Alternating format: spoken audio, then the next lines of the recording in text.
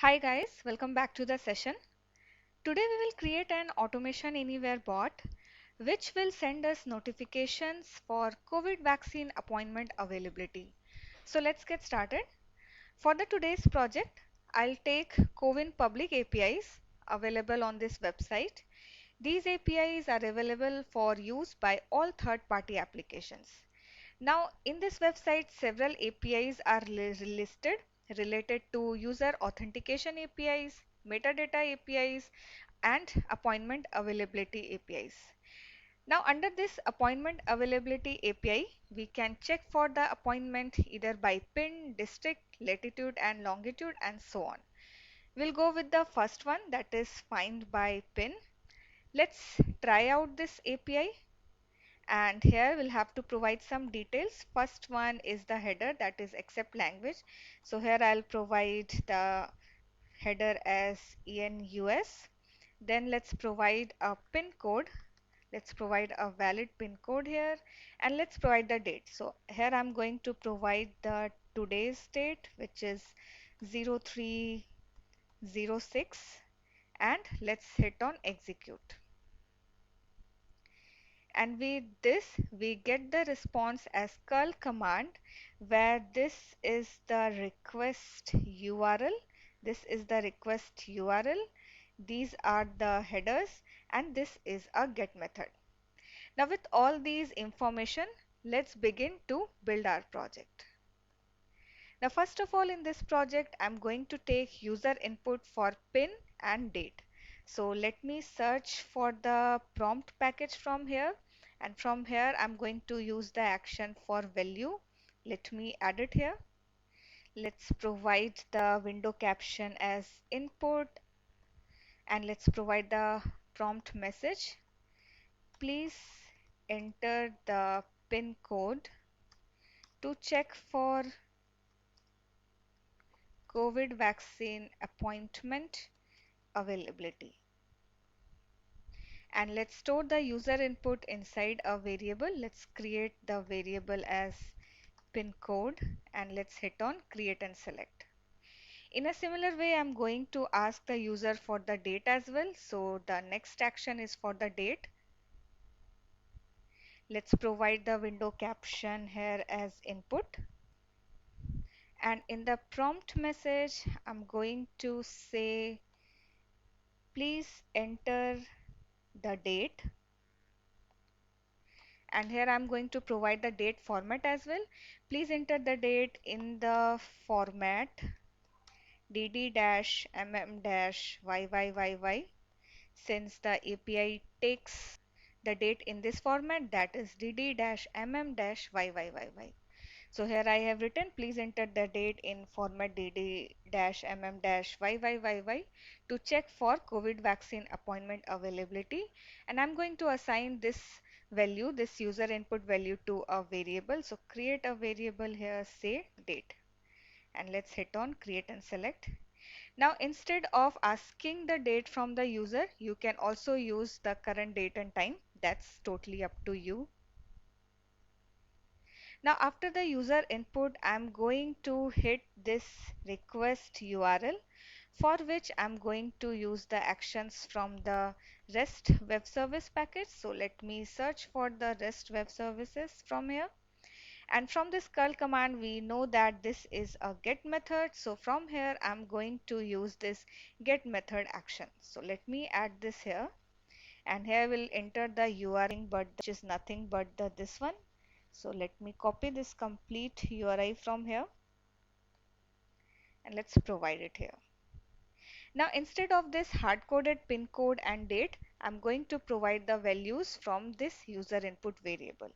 So let's delete this hard-coded pin code and hit F2 and select the variable pin code which we just created.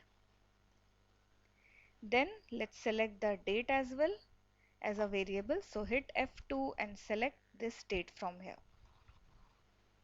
Next, let's go with this no authentication mode, and here we'll have to provide few headers which we saw here. There are two headers, accept and accept language. So here I'm going to provide those headers. So let me hit on add header. Here we'll have to provide the name. So the name here is accept,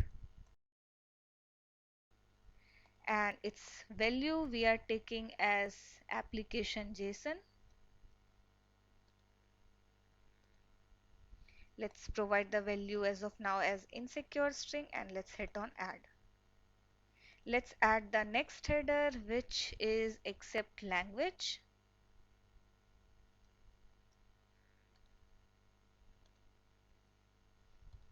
and its value. So let's provide the value here, and let's hit on add. So we added these headers, and the response of this URI will be stored inside a variable, which will be a dictionary variable. So I'm going to create a dictionary variable here. So let's create the dictionary variable. Let's give the name as response, and let's hit on create. Now let me show you this response body inside a message box. So let me add a message box from here. And here I'm going to hit F2 to choose this response dictionary variable, and here I'm going to provide the dictionary key as body, since the body is the key where the response body is stored. Let's save this project, and let me quickly run this project to show you how the response body looks like. So here it is asking for the user input for pin code. So let's provide a valid pin code here. Let's hit on OK.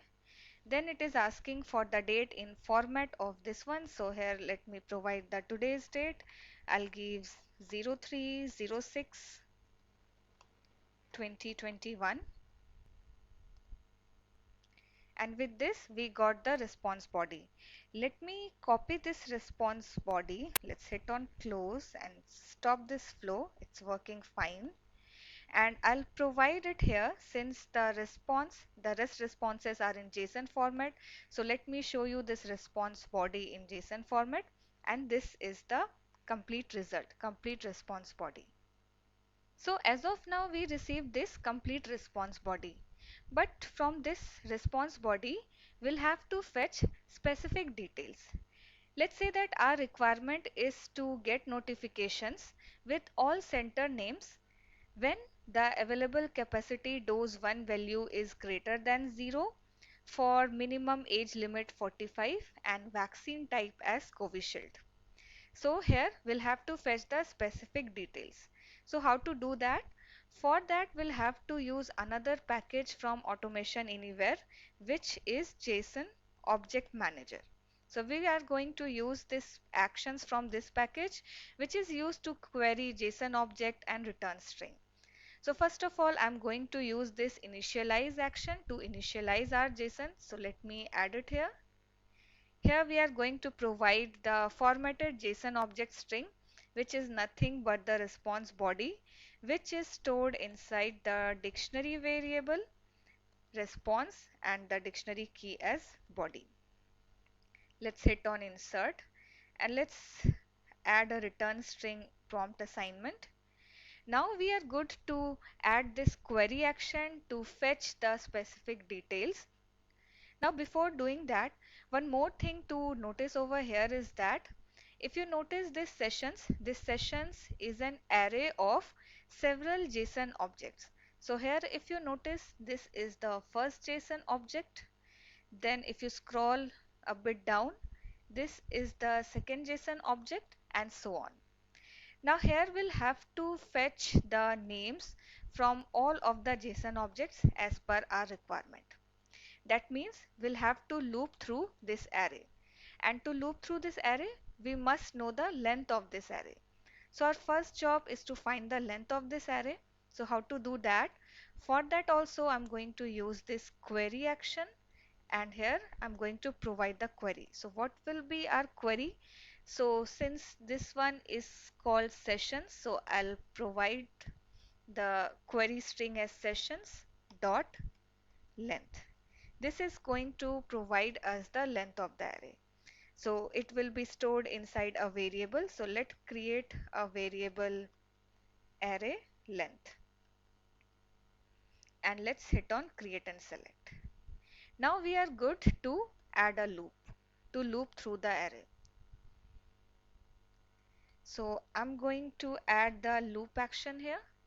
Let me add this loop action, and here I'm going to loop for n times, and the number of times will be this array length. So here I'm going to provide the number of times as array length. So under the dollars I'm going to provide array length. Now here it is throwing me an error since it requires a number variable, but this array length is a string variable. So I'll convert it into string, and to do so hit dot and select string from here. Then put colon and provide to number. So this expression will convert this array length string variable to a number variable, and with this we are good. Now let's assign the current value of loop to a variable. So I'm going to create a variable here. Let's provide the variable name as counter loop, and let's hit on create and select. Now I'll convert this variable to a string variable which will be used in the coming actions. So I'm going to select for toString action from here. So here is the action. Here I'll provide the number as this counter loop variable which we created, and let's provide the output to variable. Let's create variable name as counter array, and let's hit on create and select. Now one thing to notice over here is that the value of this counter loop variable which we created over here will start from 1, since this loop is 1 based. But the value of this counter array will start from 0, since the array is 0 based. So this is the 0th element of the array, this is the first element of the array, and so on. So to match this one, I'm going to put -1 here, and this complete counter loop -1 will be assigned to counter array variable. Now we are good to fetch the specific details from this response body. So how to do that? Let me show you. So for that, again I'm going to use the action from JSON Object Manager package. So let me add this query action here. And first let me show you what query we can use to fetch the first name, that is the 0th name, from this response body. Since this is inside the sessions, so here I'll put sessions, and inside the brackets I'll provide the 0 since we want to fetch the 0th element, and here I'll provide the name. So this complete query string is going to provide the first name, that is the 0th name, from this response body. But since we are working in a loop and we want to fetch all the names one by one inside the loop, so instead of this hard-coded 0, we will use this variable which we created, that is the counter array.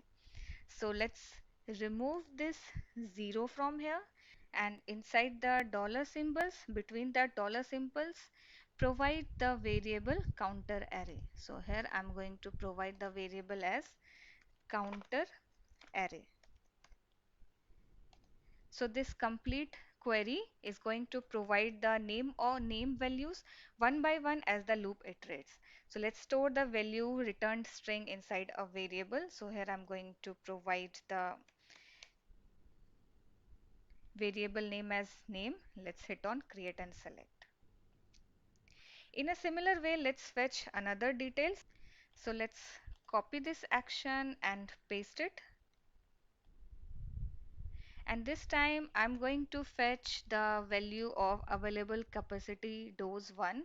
So let's copy this field, and here I'm going to provide this dose 1 instead of the name, and let's store the return string, that is the value of dose 1, to a variable.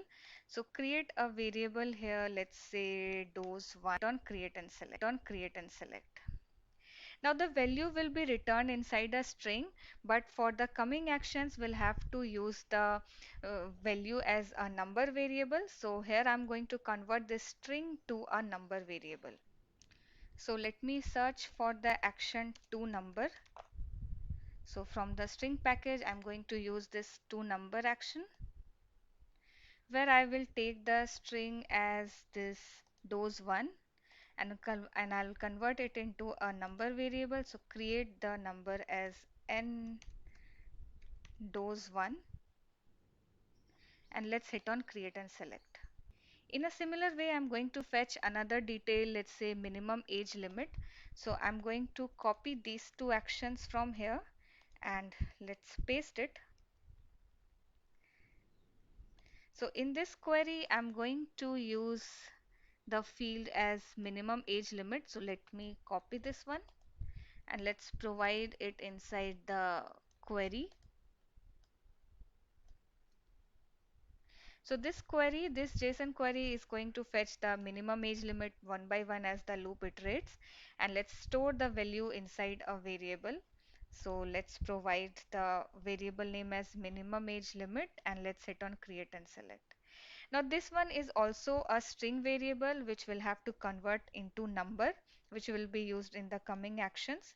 So here I'm going to take the string as minimum age limit, which I'm going to convert to number. So provide number minimum age limit and let's hit on create and select. Now the last field which we want to fetch is the vaccine type which we want to fetch for Covishield. So I'm going to take the query action again. Let's copy this one and let's paste it. And here I'm going to use the query to fetch this vaccine.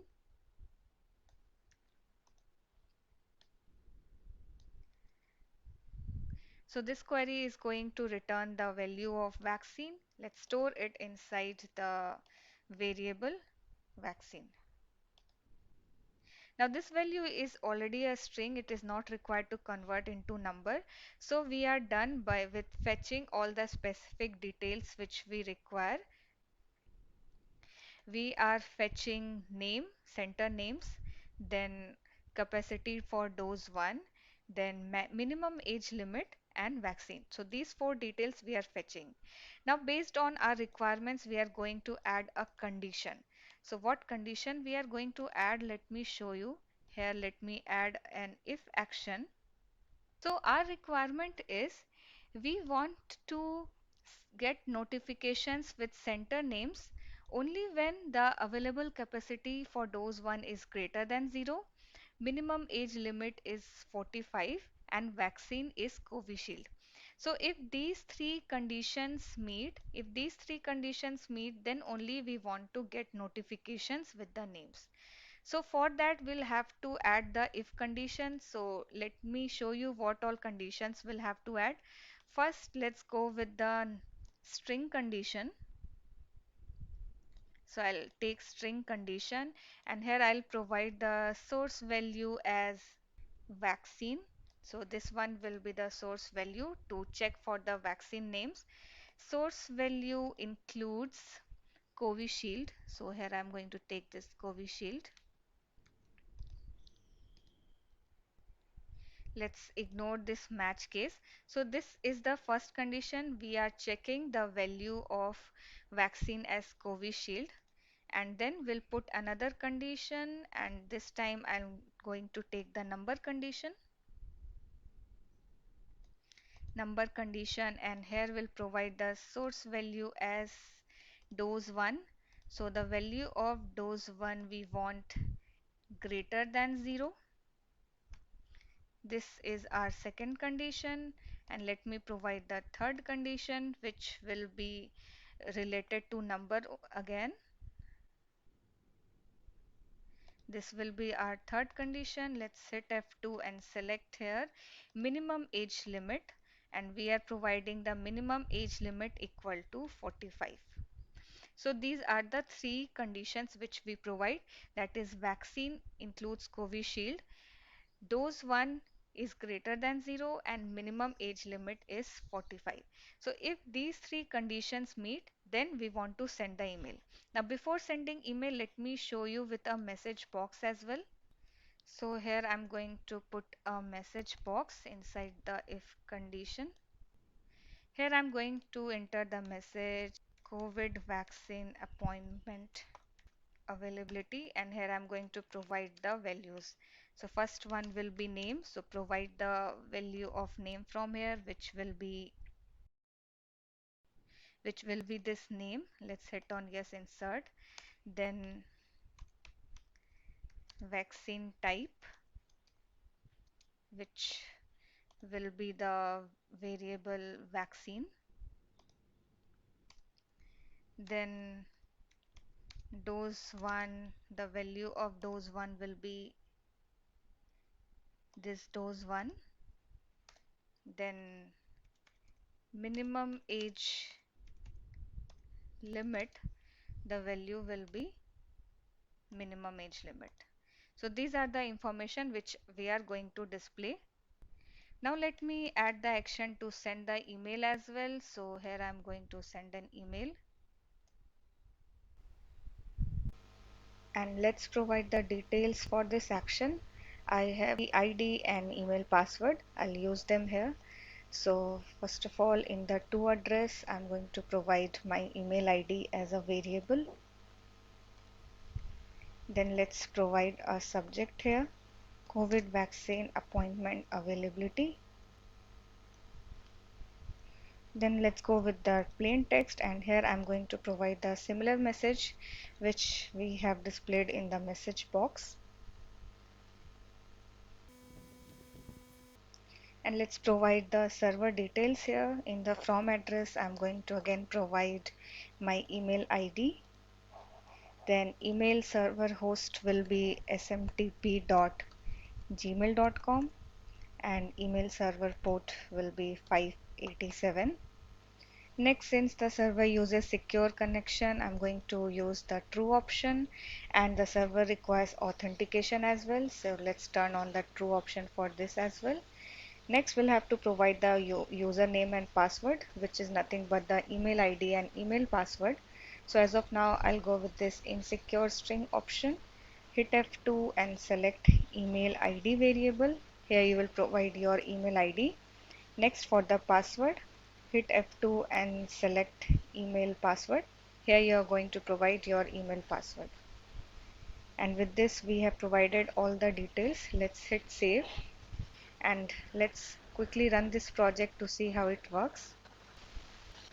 So first of all, it is asking me to enter the pin code. So let's provide a valid pin code here. Next, let's provide a date here. Now it is going to fetch the required details and check for appointment availability. So this is the response body. Let's hit close. And hence we got the message from the bot for COVID vaccine appointment availability. So this is the center name where vaccine Covishield with dose 1 62 doses are available for minimum age limit 45. Now once the message is over, it's going to send the similar details in our email ID as well. Let's hit close, and the loop is iterating. It's going to display another appointment availability if there is any. So yes, we have some other appointments available as well, which is displayed inside this message box. Similar message will be sent to the email ID as well. This is the third one, and my execution is over. Let's the email to check whether we received the notifications or not. So if I refresh this one, and here we received the email with the subject COVID vaccine appointment availability with all these required details. So in this way, you can also build your project to check for COVID vaccine appointment availability and get email notifications. That's all for this session, guys. I hope you enjoyed this video, and if you did, give it a like and share with your friends. Hit the bell button to get the updates on the latest videos. If you have not yet subscribed to our channel, please subscribe to our channel as well, and I'll see you soon in the next one. Thank you.